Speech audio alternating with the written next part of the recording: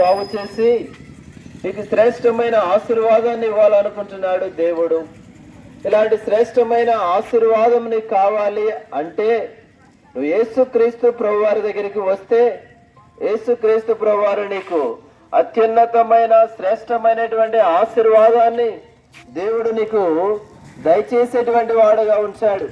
కనుక ఇలాంటి శ్రేష్టమైనటువంటి ఆశీర్వాదము కనుక నీవు కూడా పొందుకొని ఆ యేసుక్రీస్తు ప్రభువారిని నీవు కూడా సొంత రక్షకుడిగా అంగీకరించాలనేటువంటిది దేవుని యొక్క ఉద్దేశము.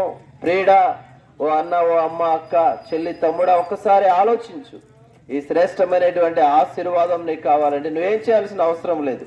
మన పాపములను మనం ఒప్పుకునే ఎడల ఆయన నమ్మదగిన వాడు, నీతిమంతుడు గనుక సమస్తమైన దుర్నీతి నుండి, కల్మషం నుండి యేసు రక్తం నేను కడిగి పవిత్రపరిచేటువంటిదిగా ఉంచున్నది. ప్రభు అయిన యేసునందు విశ్వాసం ఉంచుము, అప్పుడు నీవును నీ ఇంటివారును గొప్ప శాంతి, సంతోషం, ఆనందము, నెమ్మది, దీవెన పొందుదురుగాక. ఓ చిన్న ప్రార్థన చేస్తామండి. మీరు ఎక్కడ ఉన్నా, ఏ స్థలములో ఉన్నా ఈ చిన్ని ప్రార్థనలో ఏకీవించి చివరిలో ఆమేన్ అని చెప్పండి చాలు. దేవానికి స్తోత్రాలు, వందనాలు. సమయాన్ని జ్ఞాపకం చేసుకునము. కొండూరు గ్రామాన్ని దీవించుము. ఈ గ్రామ ప్రజలను ఆశీర్వదించుమునైనా. ఎవరైతే ఈ మాటలు విన్నారో వారిని కార్యం జరిగించుతారు. ఓ ప్రభువా, నెమ్మది లేక, శాంతి లేక, సమాధానము లేక, ఆనందము లేక, తృప్తి లేక, పైకి సంతోషంగా నవ్వుతూ లోపల కృంగిపోయినటువంటి వేదనతో, బాధతో, మనో విచారముతో, దిగులుతో రాత్రిపూట కూడా తండ్రి నిద్ర పట్టనేటువంటి పరిస్థితుల్లో ఎందరో ఉంటున్నారు ప్రభువా. వారిని కనికరించమని ప్రార్థన చేస్తూ ఉంటున్నాం.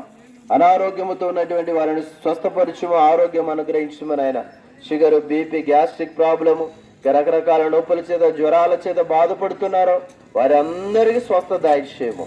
నీ ప్రియమైన బిడ్డలు వారి చేతి పనులను, వారి కష్టార్జితలను, వారి పాడి పంట, పశువులు, దిగుటెద్దులు, వారి కలిగినటువంటి సమస్తమును ఆశీర్వదించుమనైనా.